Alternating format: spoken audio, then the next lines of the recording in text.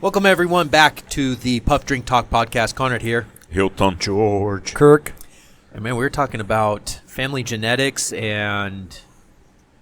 Grit. Grit, yes. And certain special, in certain, some people with some special skills. Yeah. Yeah, and we were also mentioning how just because we're talking about athletes, and not always are the best athletes the one that are showcased. Yep. A lot of these people that are professional athletes are there because they've had the money. Robbie Alkenbrecht. Yeah. There's a prime example, A lot of times you've got guys that are just awesome athletes. Yeah. But they never had the opportunity to showcase. So they're working their jobs, supporting their families, but yeah. And I always loved this story of that. I know I've told this on the podcast to Hilton multiple times, but was it Gary or Uncle Gary, or who was it that would help tune up the Porsches? That was Uncle Irwin. Uncle Irwin. Uncle Irwin. Can you tell this story about how he would tune up those Porsches? Uncle Irwin, when the Porsche factory racing team would come over to race at SIR in Seattle, would bring their cars over to Spokane to have my uncle tune them. And that was because Uncle Irwin would speak German and could read the manual and stuff like that too, right? Uncle Irwin was a top-notch mechanic. Yeah. Uncle Irwin could do stuff that it was amazing. Yeah. Yeah. Yeah, he had his own shop there in Spokane. So the Porsche racing team would come across the pass to Spokane and have him tune those engines, and he'd tune it by how large the flame would come off the exhaust when he'd back off the throttle. Nice. Crack-a! And then, it's like, nope, tune it, yeah, crack-a! And then once that flame got a certain length, it's like, there it is. Bring on the next one. So, yeah, he was the mechanic, just a master mechanic. And that's where Uncle Gary worked for him for a while. My dad, of course. Yeah. That's doing that is a way of understanding how much fuel is being burned. Yes. Into the chamber of the engine itself. In karting, what we would do is we'd bring the car all the way up to speed, like with a very old tire that you're not gonna use for racing, and then you lock the engine because then it locks the motor, and then the motor switches off, and then so you come, you're like at speed, and then you lock the rear wheels, or you lock the motor, shuts off, stops, mechanic comes, take the spark plug, and then you see the amount of oil that is still on the spark plug. Yep. Yes. So we used to fine tune, the mixture of oil and gas. Doing that, right? It has to be with the old tire because it would get a flat spot. So we did that way, which is pretty much the same, but because of the way the combustion, the chamber is with the exhaust pipe in the karting, yes, you could not see any flames. So. Right. With a two-stroke engine, you aren't going to see it. Yeah. You can hear it, but you aren't going to see it. God, I love two-strokes so much. Those things are just the best, man. You miss your bike? I do. I miss my bike, but honestly, out of everything that I miss having that Banshee, which was an ATV that Yamaha produced. It was a 350 dual chamber, and those were primarily set up, especially if you went up to the sand dunes, for drag racing. Anywhere you went to, and those things screamed, and that's why they're called Banshees, because they just scream. If you had a proper tune and setup, and I mean, all we did was just new exhaust and expansion chambers on that. Expansion chambers, of course, air filter. Yeah.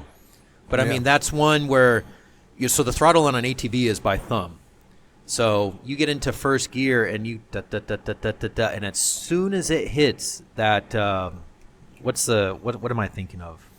Thinking of, I know what you're trying to say here. Not boost, but yeah. God damn it! But it gets into like a sweet spot where it just completely changes.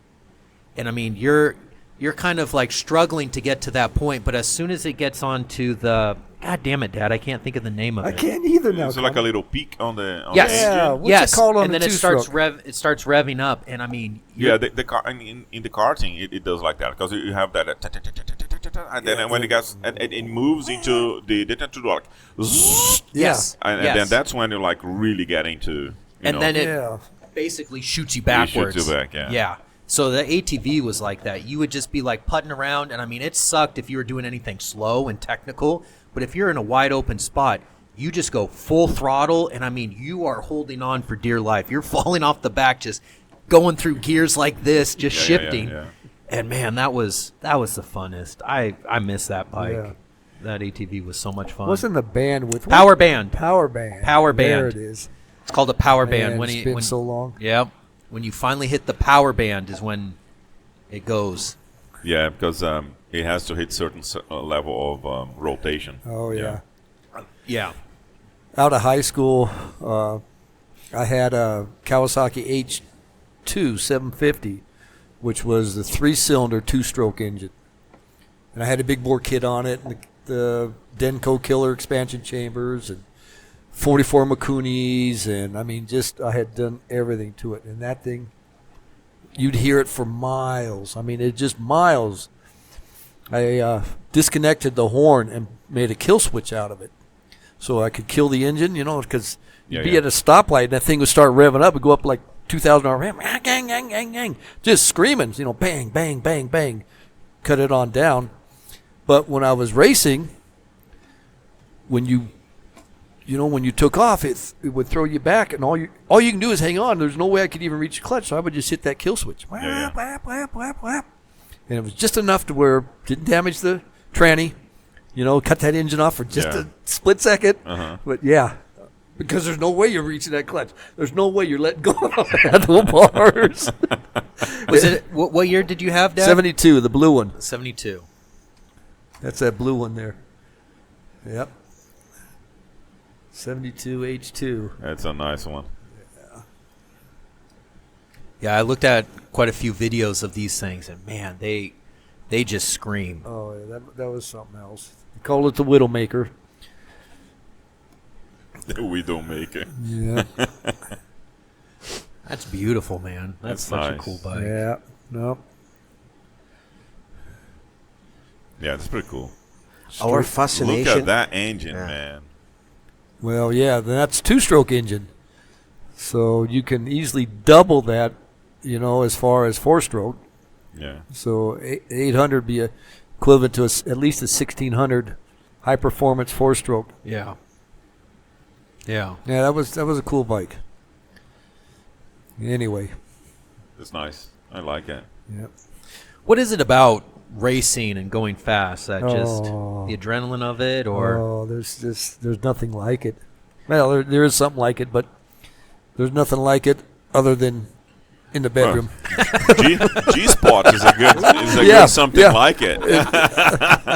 shout out Uncle Gary. A man who put shoot. them all both together. This guy has accomplished so much. A specialist in speed and a specialist in pleasure. That's it. Yeah, they go hand in hand. Hand in Yeah. hand, yeah. Hand in No, I hand. mean, but that's it. It's like, when you look in the history of Formula One, for example, all the racing drivers, they all, single and whatnot, and they're like all the pretty girls and multiple, not only one, Yeah. because like the bike racing, they still use the girls. Like in Formula One, yeah. they don't anymore. But they still, like on the bike races, they still have the girls holding up the flags in front of the car with the numbers. And they have like that huge line of girls, and they're coming to the podium, and then Holding the umbrellas. and yeah. then Yeah. it's always like girls around. So it's, Let's make Yeah. them happy too. yes. Yeah. They gotta be happy, man. Call our uncle, right? But I think there's like something primal about going fast or being Yeah, I think around so. something powerful. What's know? interesting, though, you guys, I know Konrad knows this story. When I got my license, my drag racing license, usually it's a 2-weekend process. They let you do half of it one weekend and then half of it on another weekend. But I was allowed to do it, all in one weekend, just 2 separate days. So I get up there and I do you have to do a burnout. Show them you can do a burnout. And you come back and then you have to do a launch. And then you do a half track, you do an 1/8 mile pass. This is a 1/4 mile drag strip. So I did my burnout, did my launch, and take off, do my 1/8 mile, shut it down, cruise on through the lights, come on back. Well, the official met me at the pits, and he goes, "You went way too fast." And I said, and I was really surprised. I go, "What are you talking about? This is drag race. It's supposed to go fast." He goes, "Oh, no." He says, "You went 9 seconds in that 1/8 mile pass." He goes, "You can't do that." He goes, "I'm putting you down for 11. He says, "Make sure tomorrow you only do a 10. And I said, "Okay." Okay, but that night, there were several from the other pits, several racers and pit crews. We were all together just talking about things. And the guy, the crew chief from across the way, said, he goes, "I used to own that rail." It was a rail. He goes, "And I did 10 seconds, which is a second slower than what I did just for my qualifying, for my trying to get my license." He goes, "I did a 10-second pass." He goes, "It scared me so bad." He goes, "I've never sat in that car again." I go, "Are you kidding me?" He goes, "No." He goes, "And I'll tell you another thing, Kirk." He says, 99% of the guys that come through the gate will not even sit in the car. And to me, it was mind-blowing because I want to race everything. I want to sit in every one of those cars and race it. I loved it. I loved the feeling of getting in there and getting strapped in. You can't move. You can't see. Yeah. I loved it. But to get to where I was going, our sponsor was Gary Alkenbrack. He was one of our sponsors. He had the Dodge dealership. So one day we're racing, and I said, "Gary, come on, sit in the car, just see what it feels." He goes, "I ain't getting in that thing." Gary's big bruiser of a guy, right? Big man, you would think would do anything. Boxing guy. Big, Boxing guy. yeah, big man. Oh, no, I ain't sitting in that car. It's like, it's not even running. Come on, man, just sit in the car. You ain't getting me in that thing. Thank you, pass. There Right? was, but it was it's an eye opener.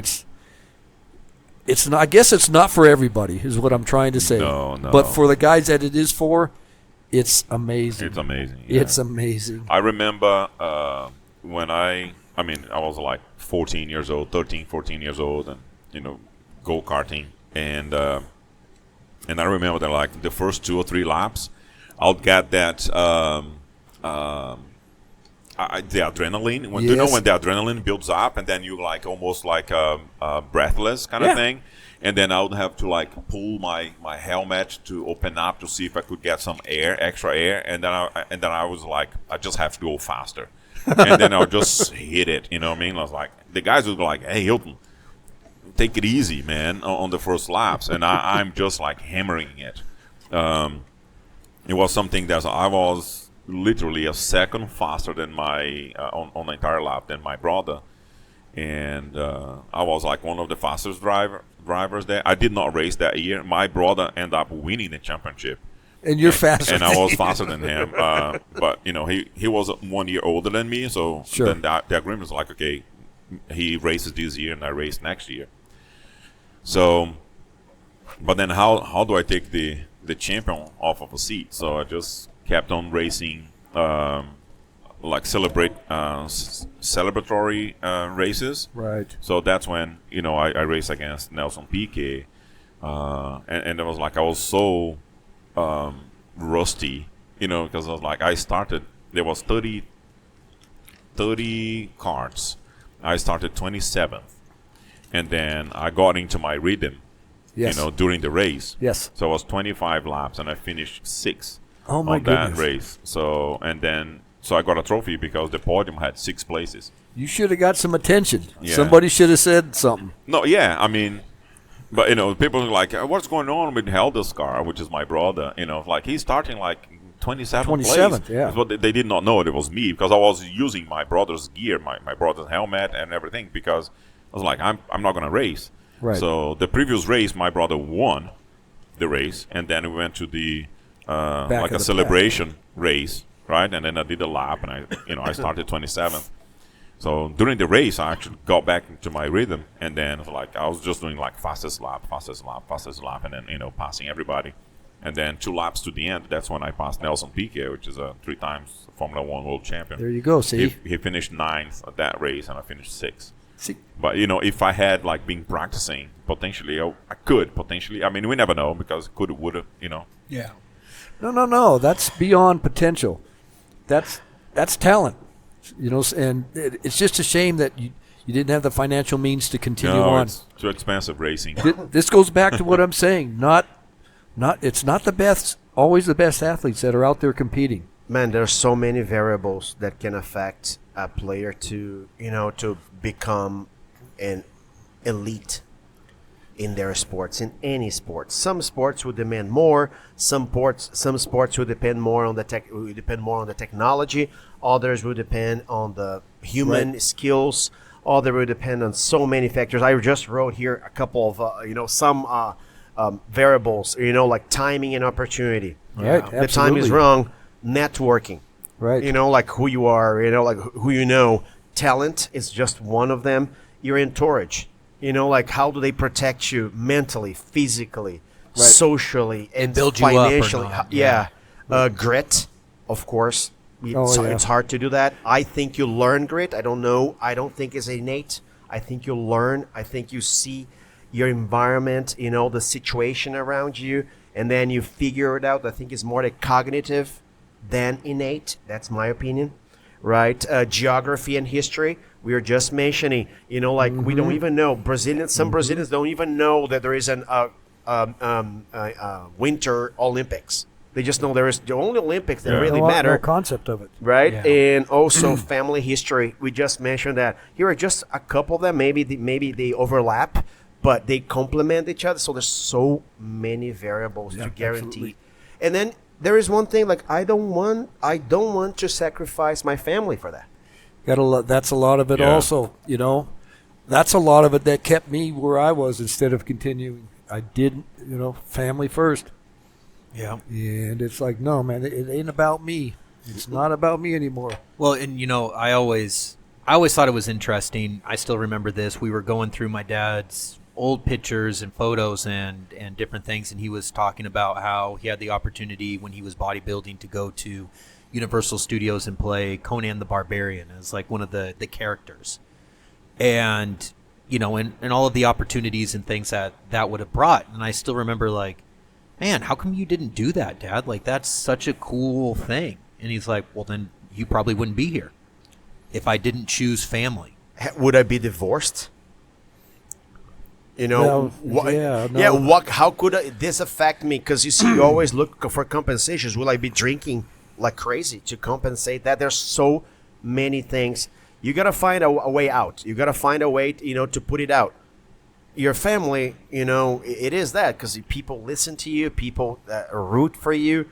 But if you don't have your family, it is tougher. Yeah. Or family here doesn't mean blood. It means all the camaraderie, and Right. camaraderie and everything else that involves that. But if you don't have this Support system. the support, the entourage, Yes, the your entourage, as I mentioned there. Yeah. Yeah. Yeah. No.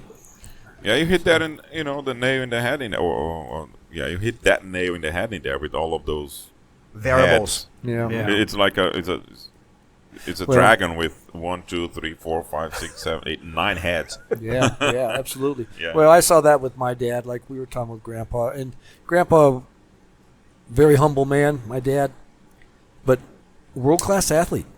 And he could have done anything. He was a baseball player. He loved baseball.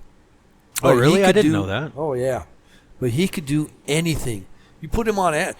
We'd go play racquetball. He'd smoke me a racquetball. He'd never played it before. God damn. And here, I'm a stud. I'm an athlete stud. I'm letter and everything. It's like, no. And he just without trying to beat you. He would just beat you. Come on. Yeah. You could have done so much, Dad. But That's no. incredible. Had a family. Had a family to support. Had to work. Once you get married and start having kids, it's not about you, man. That mindset is gone, or it better be.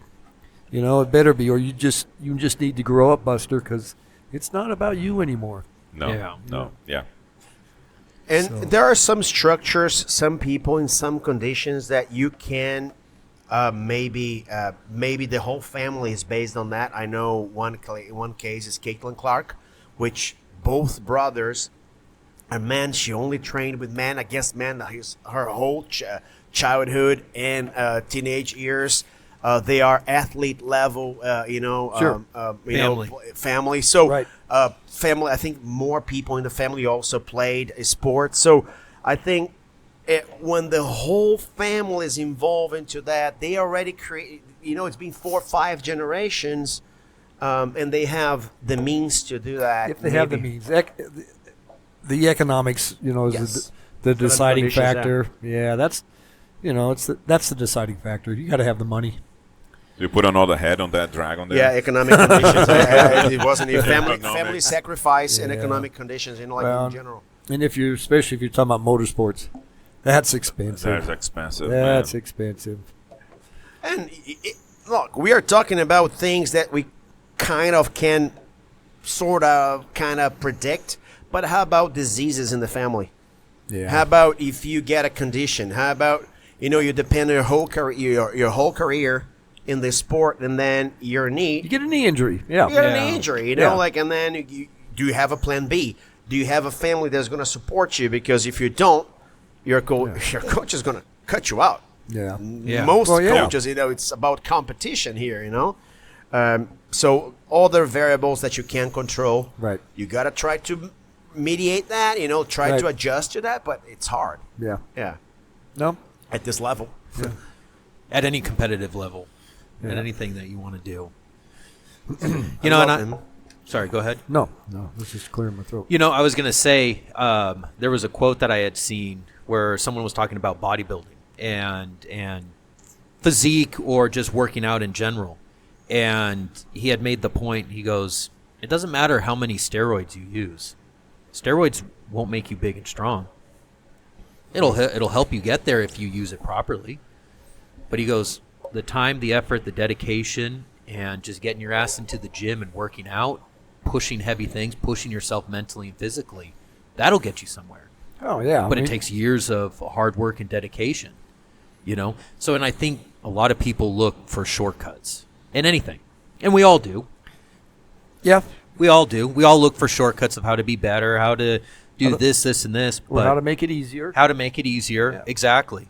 But at the end of the day, it just really comes down to what drive and what grit and what It's that grit again. it is that grit, Get your ass in and do it. and just do it, That's what I say at the gym. You see these guys, they'll come in, they'll spend an hour and a half, but an hour and 20 minutes is on their phone.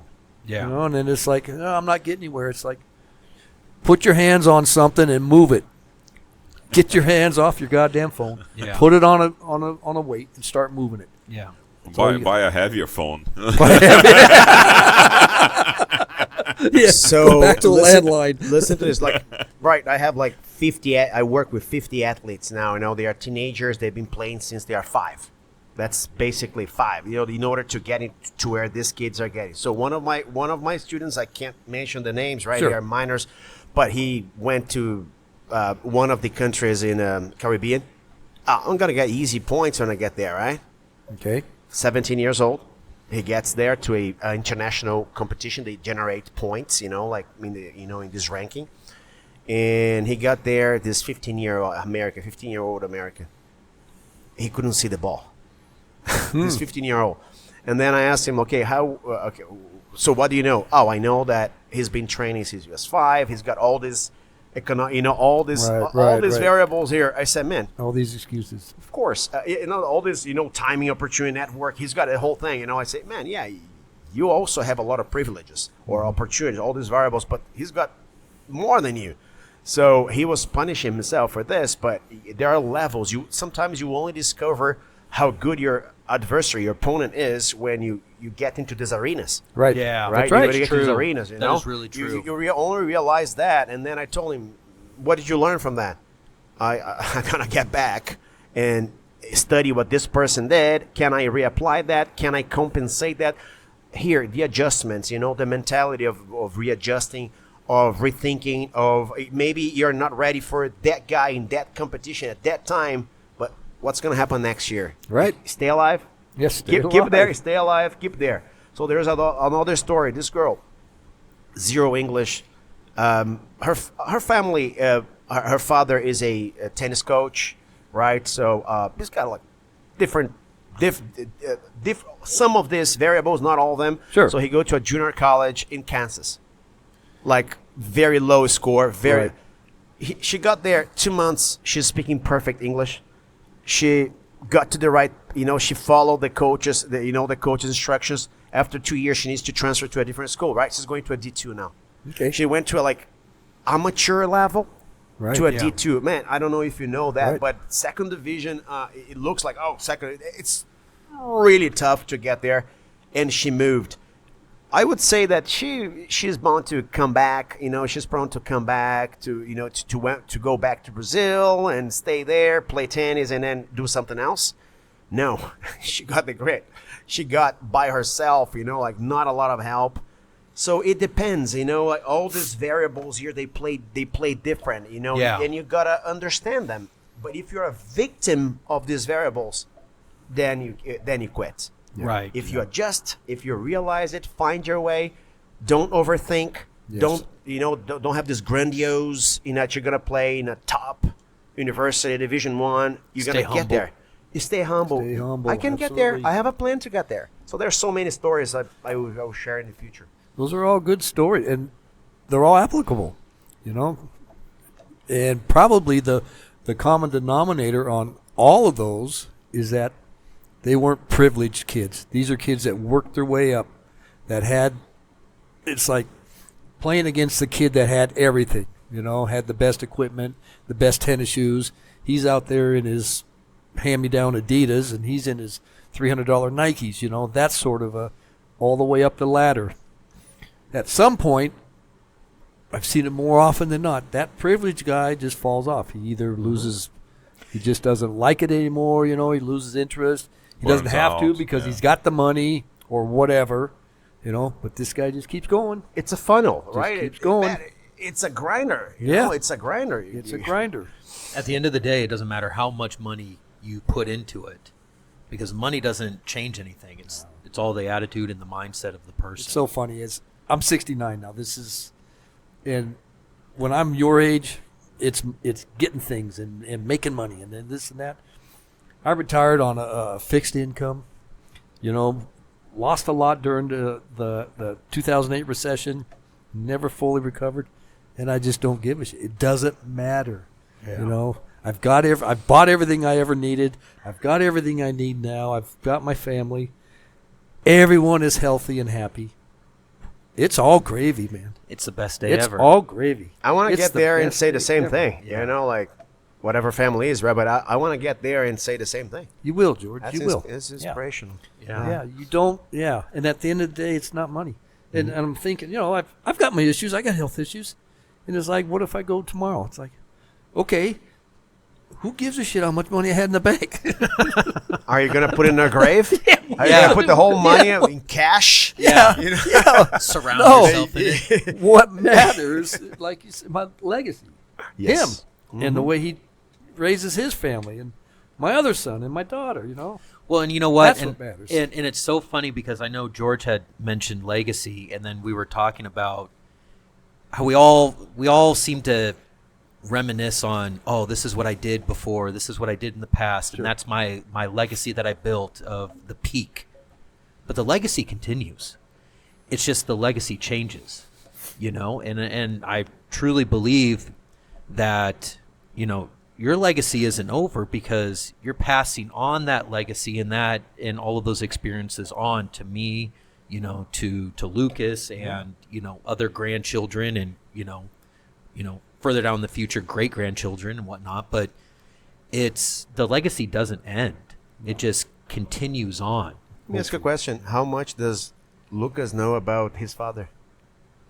I'm not exposing. I just want to know how important it is, because you see, like you say, oh my, I'm playing against my grandfather, right? So he's gonna have similar memories the way you have from your grandfather, and he's gonna have with your father, right? No, that's a good question. I don't know, to be honest with you. It would be good, That's to have photos and tell stories. Yeah. He will see the continuity, like, oh, this is a Kids, responsibility. I'm kids part start of all getting- the system.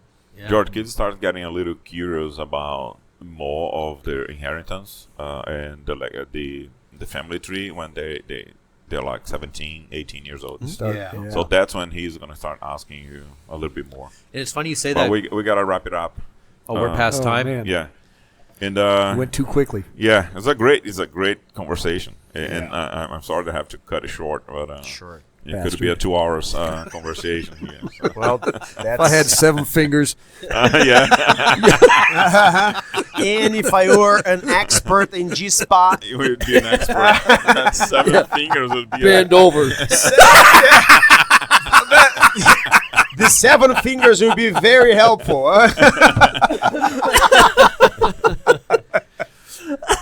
Comment, subscribe, and share with your friends in there. And follow us on Spotify as well. thank you so on much. YouTube. Appreciate you all. Thank you.